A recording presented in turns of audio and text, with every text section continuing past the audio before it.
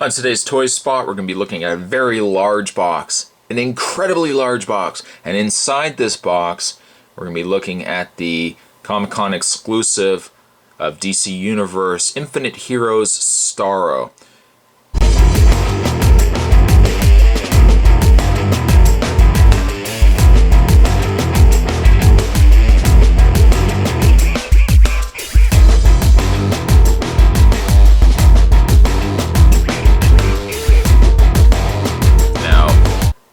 Starro is really technically part of the DC Universe Infinite Heroes, but you could really use him as well if you want to put him into your DC Universe setup as well. As far as I know, this is one of the only few times Starro has ever been released in a figure form. He might have been released as a plush as well, but certainly as a plastic figure, if you can call it really a figure. This is one of the only few times that he's ever been released. Package-wise, we've got a very large, like I said, package that features Superman, Batman, Wonder Woman on the front. We've got the numerous characters, as you can see as I pan up the camera here, numerous characters in the background there. DC Universe Infinite Heroes. If I grab the box here, it's just to kind of give you guys a scale. You're obviously not going to see all the size of how big this box really is. But we've got the DC Universe 75 Years of Superpower Adult Collector. And on the side we've got DC Universe, DC Comics 75. On the back is actually the same as the front. But, I mean, nice enough packaging when you really consider that this, for the most part, is the mailing box of what's inside. And speaking of inside, we need to open this up here. I'm try to do this without stopping or pausing the camcorder here. And inside, give me strength. There we go. Inside, what we've got ourselves is a very, very cool package. Package is a reproduction of the Brave and Bold number 28. First appearance of Starro. And actually, just to kind of give you guys a comparison, if you guys have a look at the front here, we've got the actual figures and Starro present. But on the back, we've actually got the actual comic that they've based the package from. Slightly different. I mean, based on the way, the way the characters are having to be posed. It's slightly different than the actual comic. As you can see on the back, we've got the other comics appearances of Starro. Obviously, first appearance, we've got Justice League of America 190. We've got Justice League of America number 4 from the newer series, 07. And finally, we've got Teen Titans number 52. I always wish that they would have made a Starro figure. Finally, we've got ourselves Starro. If I turn this back around,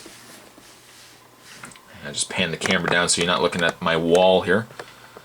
Like I said, we've got Flash, the other characters in this. We've got Green Lantern, we've got Aquaman, we've got Wonder Woman, and finally down below we've got Martian Manhunter.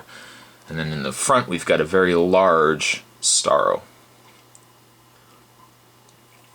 Now, I mean, certainly on its own, I mean, this is an incredible display.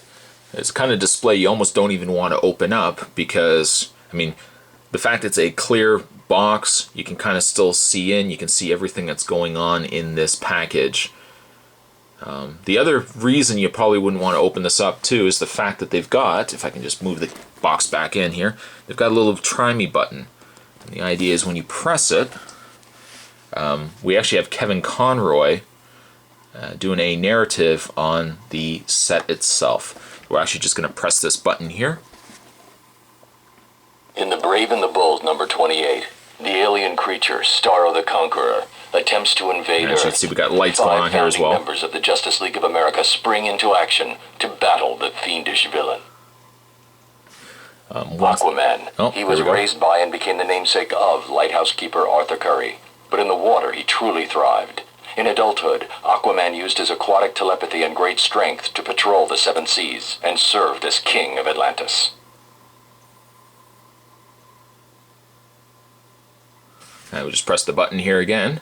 You'll notice that there's light actually going around. When you want the light to stop on a character and This give cover has resonated with comic book fans and collectors since it first appeared, inspiring many tributes throughout the years. It is also revered for having two important firsts. It showcases the first appearance of the Justice League of America, as well as being the first time Aquaman was featured on a cover. Alright, so we'll just press it again. In The Brave and the Bold, number 28. Wonder Woman. There we go. She was sculpted from clay by the Amazon Queen Hippolyta, armed with a magic golden lasso and bulletproof bracelets. In addition to her own natural powers, she carries the Amazon's message of peace to the outside world. Press it again. Wonder Woman. Green Lantern, You'll also notice the light focuses on which character is talking, or which character it's about. Alien Abin Sur that allowed him to make real anything he could possibly imagine. Oh, shut up. Jordan accepted the ring, becoming the first Green Lantern Corps member from planet Earth. And press it again. Wonder Woman. Martian Manhunter. There we go. Hailing from the planet Mars, Jean Jones had many powers, including shape-shifting, telepathy, and invisibility. He attempted to blend into society on Earth by posing as a police detective, until going public as the Martian Manhunter with the formation of the Justice League of America. And finally, Flash. The Flash. The second person to take on the moniker The Flash, Barry Allen, was transformed when his laboratory was hit by lightning and he was bathed in the supercharged fluids. Determined to use his newfound powers to help humanity, he guarded over Central City with high-velocity vigilance. Alright. So, providing it's going to stop here, what we're going to actually do, now that we've had a look at the package, This cover has resonated with comic book fans and collectors since it first appeared in The Brave and the Bold. Turn it off. Green Lantern. One. The Flash. Martian. One. Aqua. The Flash. The second person to take what on we're the going to do is, moniker, I'm just The going to Flash, pause Barry this. Allen, What we're was going to do is we're going to transformed get when his this laboratory was hit opened by up, and we will have a look at Starro, along with the other characters that make up the DC Universe Infinite Heroes. So stay tuned, guys. There is much more to come. We're going to get this opened up, and we are going to have ourselves one great time. So stay tuned. Really, the only downside to the set is it seems next to impossible to shut it up. So I just eventually had to click through it. Even after I turned off the video and I started opening up, it was still talking. So that's the only downside. As far as I know, it didn't look like there was any sort of off feature to it. You kind of have to let it run its course, and then it will shut off by itself. At any rate, we've got it now opened up. Let's have a look at the figures that make up the Starro Conqueror set. We're actually going to look through the Infinite Heroes first, and then we're going to look at the big guy afterwards. So let's start the review. Let's have a look at Wonder Woman. Wonder Woman is in her classic outfit, with her hair back as well. Just adjust the light here. There we go. She's not bad. I mean, definitely. I'll be honest. I'm not 100% warmed up to the DC or the DC Infinite Heroes yet. I don't think, and it's funny that I originally started saying the opposite, but I don't think that they've perfected it the way that they've perfected the Marvel Universe figures. The paint is nice, the sculpt isn't bad on the face, but I really didn't like the Captain Marvel 3-pack that I picked up.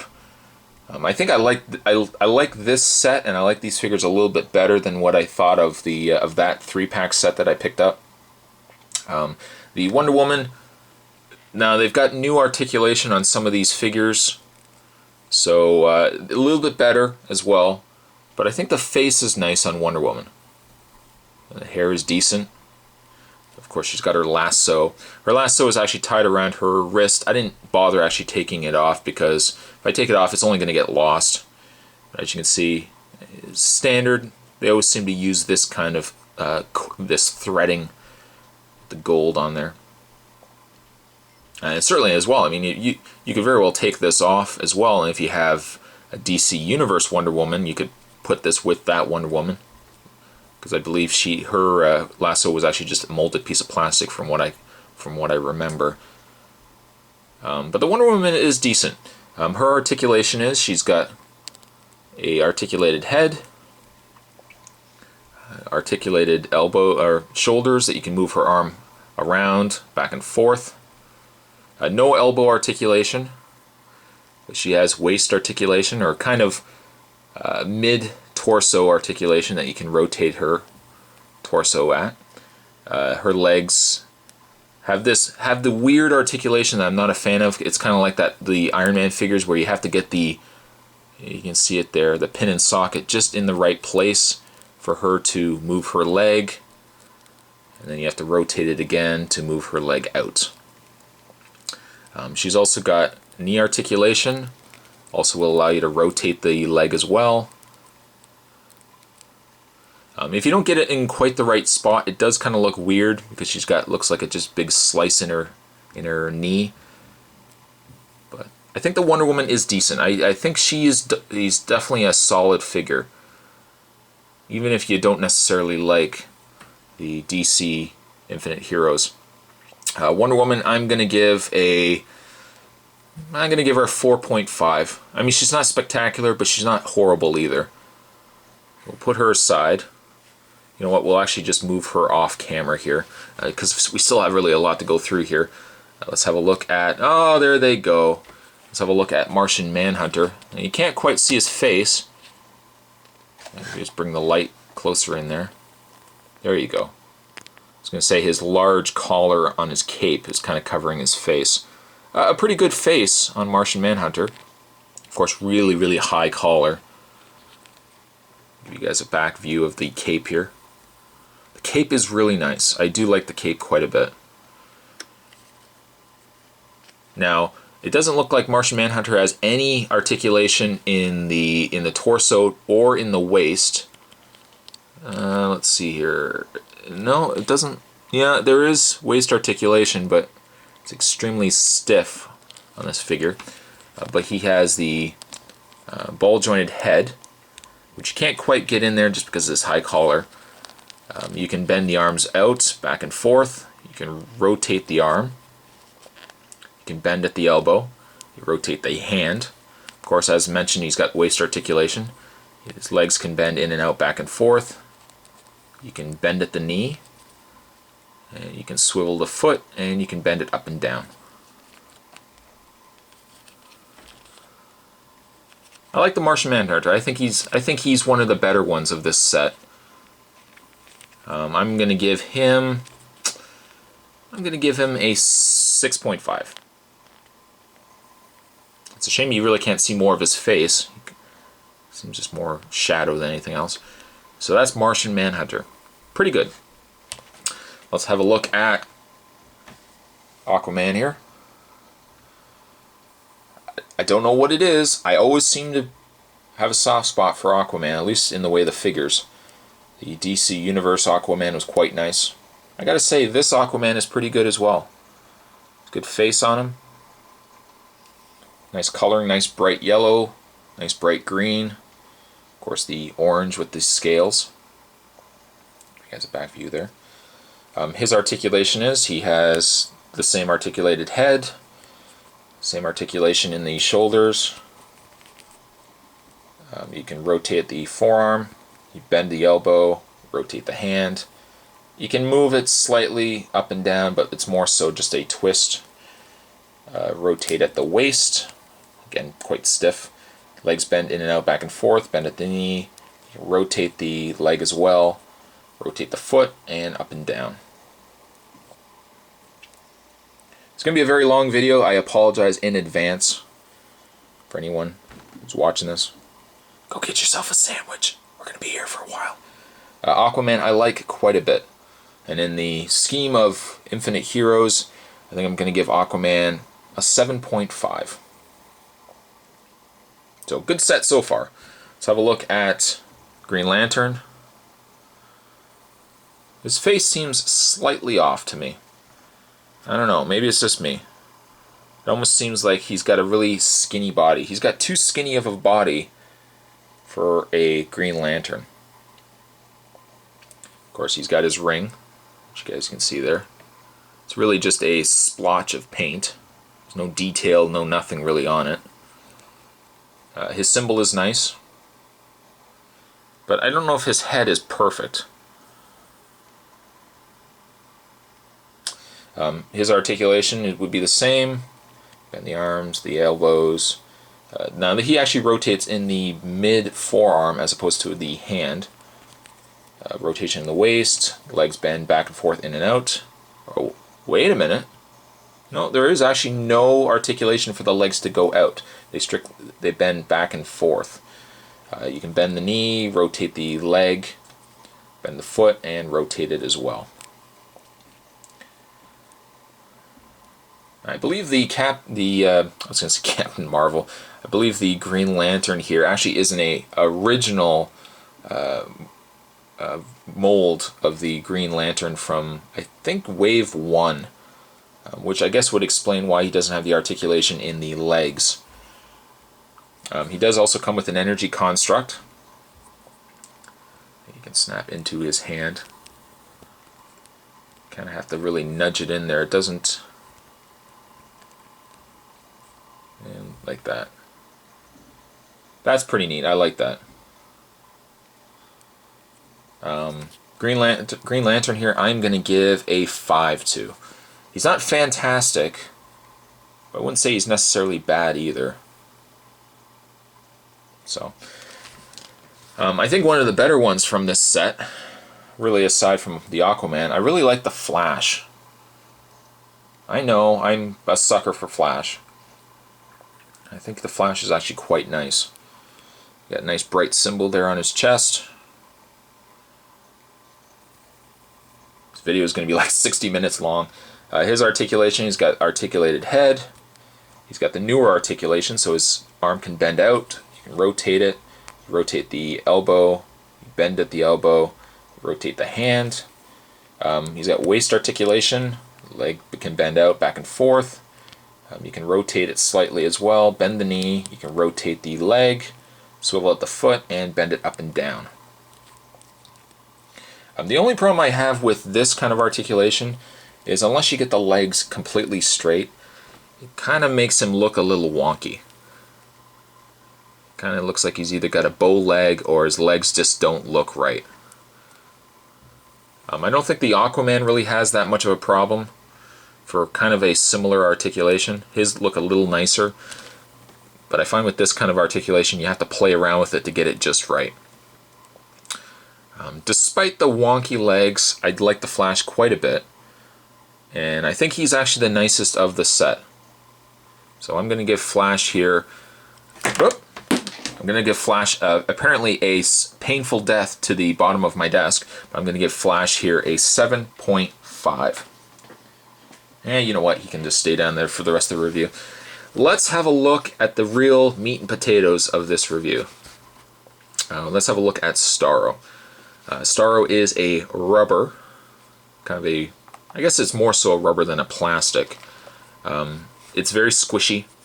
As you can see, it's got the holes all in its body, and they've got a wire frame running through him, which means you can actually bend I guess the points of the star, his arms, if you will, if he has arms. But you can bend them. You bend the back as well. I guess if you had a rubber band or something, you could probably wear this on your face for Halloween. But, I mean, it's a large enough size, certainly, that you can do that. Underneath, you got his mouth there. All those rigid suction points there as well. The coloring is very nice. I like the coloring quite a bit. I don't know, and this is really my personal opinion, I don't know if I necessarily love the eye. When I think of Starro, I think of really, really long star points, and I think of the eye as being more flat. Kind of like actually what you saw in the package. I don't know if I necessarily would think of Starro as kind of a raised eyeball, because it kind of just looks like a ping pong ball. Whereas most time I see Starro, I usually think of a Captain America shield with the eyeball in the middle. Yes, this is the only way we can get Starro. So for that reason, I think it is nice. I do like it quite a bit. But I would have really liked a thinner, I think a thinner star point and a flatter eye. But I do like it. I do like it quite a bit though. And I think it goes very well, very, very well with a DC Universe scale figure. I mean, granted, we've got, you know, give you guys a scale comparison, we've got Green Lantern with the Starro. He's very large and appropriately scaled. But I think if you had, say, a DC Universe figure, he's not as big as he should be, but you know what? You could still put him on display, and I think he still looks pretty good. Starro, I'm going to give a 6.54. Nicely executed, but I think he could be a little bit better with the eyeball. I just kind of get the impression it just kind of looks like a ping pong ball stuck on a star. Now, it's actually funny that I've got, a bit of coincidence that I've got the Green Lantern here.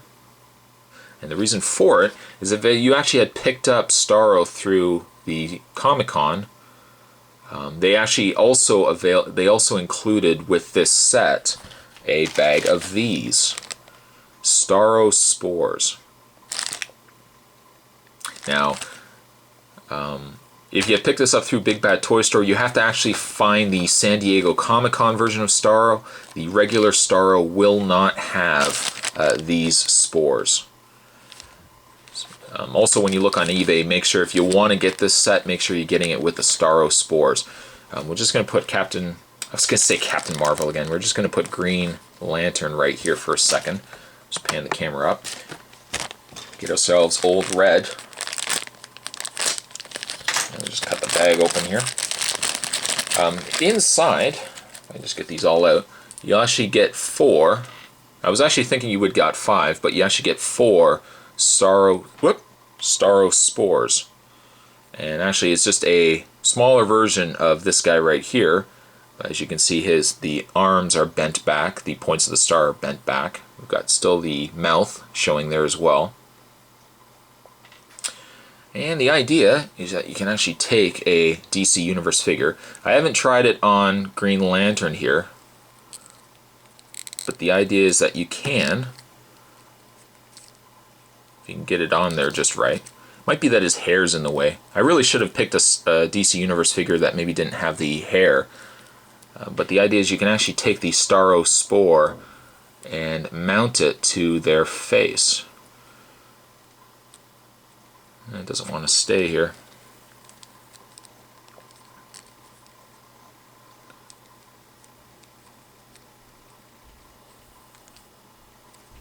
There we go. It's not right. I know the point should be the other way around, but just figured I'd show you guys what it looks like with the spore on his face. It doesn't really want to stay on. That's the only problem. It doesn't look like there's a lot of give. Let's see if we can get it on there. But essentially you get the idea. Let's try maybe this point. No, it doesn't want to go on. But essentially you get yourself a very cool Starro Spore. Like so. So, I mean, with the fact that you get 4 of these, you can put them on, you know, a couple of your DC Universe figures, especially if you have extras like the Green Lantern here, and then you can have Starro in the background. Very, very neat. It's a great set. It's definitely a great set. I don't know if, unless you're really collecting these guys, I don't know if necessarily these are the real draw of the set, but if you want to get yourself Starro, this is the set that you definitely want to get. If you want to pick up this set, I would definitely advise trying to find the set that actually comes with these spores, because it's only an added bonus. It's a shame that I couldn't get it on this Green Lantern, but then again it could be just because of his head. Just the way his head is. But the spores definitely are cool. Starro is very nice. He could have been a little bit better, but he is a great piece to add to your villains, if you guys got these on display. So today's Toy Spot, sorry guys, this one was a little long, but today we were actually looking at the San Diego Comic-Con exclusive Starro. He's a very cool figure. We were also looking at the exclusive Spores that came with Starro. And I would say if you're a Starro fan or a Justice League fan, whether you collect the Infinite Heroes or you collect the DC Universe Classic figures, Starro is a good addition for either collection. So I hope you guys enjoyed it. Stay tuned for more toy spots to come, and I will see you guys next time.